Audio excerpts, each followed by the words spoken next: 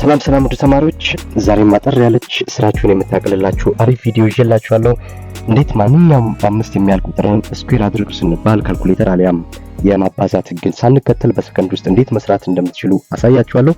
ላይክ በማድረግ ጀምሩ። አጭር ቪዲዮ እንደመሆኑ እስከ መጨረሻው ተከታተሉኝ፣ ታተርፉበታላችሁ። በቀጥታ ወደ ቪዲዮ።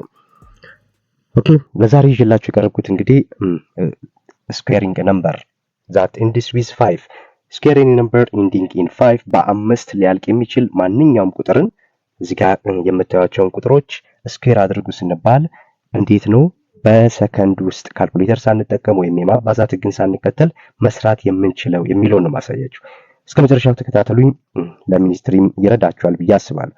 ኦኬ፣ እንደነዚህ አይነት ቁጥሮች ሲሰጠን በአምስት የሚያልቅ ባለ 2 ዲጂት ሊሆን ይችላል፣ ባለ 3 ዲጂት ሊሆን ይችላል፣ ባለ 4 ዲጂት ሊሆን ይችላል።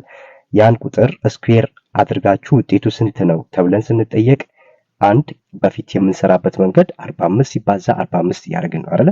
125 ሲባዛ 125 ይሄ ሰዓት ይወስዳል። ስለዚህ ባጭሩ እንዴት ነው እንደዚህ አይነት ቁጥር ሲሰጠን መስራት የምንችለው?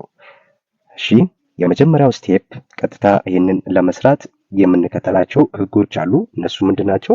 የመጨረሻውን ዲጂት ሁለት መስመር ቢኖረን እዚህ ጋር የመጀመሪያው ስቴፕ ምንድነው? እዚች ጋር ያለችውን ወይም የአንድ ቤቷን አምጥቼ ቀጥታ እዚህ ጋር መስመር ያልኩበት ቦታ ላይ ማስቀመጥ ማለት ነው። ያ ማለት 5 ስኩዌር አድርጌ ነው ማስቀመጠው።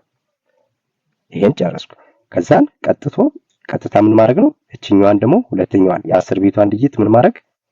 እዚች የመጀመሪያዋ ቦታ ላይ ማስቀመጥ። ያ ማለት ነው ይሄ ራሱ አራት እና ምን ከአራት ቀጥሎ የሚመጣው ቁጥር ማን ነው? 5 አይደል? ስለዚህ 4 ሲባዛ 5 አድርጌ አስቀምጣለሁ ማለት ነው። ምላሹ ምን ይሆናል? አሁን ይሄ ስንት ሆነ? ይሄ 25። ሁልጊዜም በአምስት የሚያልቅ ቁጥር ስኩዌር ሲሆን መጨረሻው 25 ነው ሁሌ የሚሆነው ማለት ነው። ስለዚህ 5 ስኩዌር is 25። እዚህ ጋር ስንት ይሆናል? 4 ሲባዛ 5 ስንት ነው? 20 አይደል? 20 ይሆናል ማለት ነው። ስለዚህ ምላሹ 25 ማለት ነው። ቀላል አይደል? ለምሳሌ ቁጥር እየጨመረን እንምጣ። እዚህ ጋር 75 ስኩዌር አድርጉ ስንባል አሁንም ልንከተል የሚችለው ሁለት ህጎች፣ የመጀመሪያዋ የአንድ ቤቷን 5ን ስኩዌር አድርጌ ማስቀመጥ፣ ቀጥሎ ምን ማድረግ? የቀረችዋን የ10 ቤቷን ምን ማድረግ?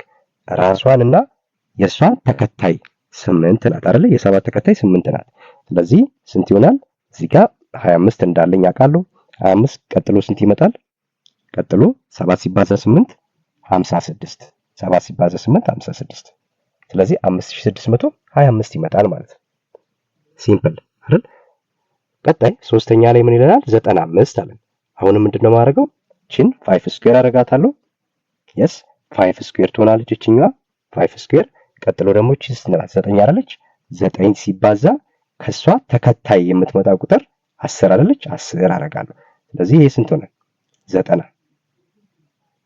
ይሄ ስንት ሆነ? 25። ይሄ ምላሹ ነው ማለት ነው። አራተኛው 125። ይሄ ባለ 3 ዲጂት ሲሆን ማለት ነው። ባለ 3ም ሆነ ማንኛውም በአምስት የሚያልቅ ቁጥር ሲመጣልን ምን ሰራው? ተመሳሳይ ህግ ነው። ያ ማለት የአንድ ቤቷ 5 ስለሆነች 25 እንደሚመጣ አውቃለሁ። ስለዚህ እኔ ዋናው በትክክል መስራት የሚጠበቅብኝ ከ5 በኋላ ያሉትን ቁጥሮች ሳባዛ እንዳልሳሳት ማለት ነው። ስለዚህ እናንተ ምን ታደርጋላችሁ? 25 አለችኝ፣ እቺ 5 ስኩዌር ትሆናለች አይደል? ስለዚህ ቀጥሎ ማን አለ? 12 አለ አይደል?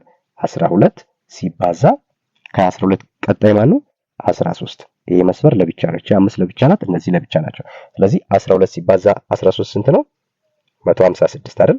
156። 12 ሲባዛ 13 156። እዚህ ጋር ስንት አለ? 5 ስኩዌር 25 ይመጣል ማለት ነው። ስለዚህ 15625 ይመጣል።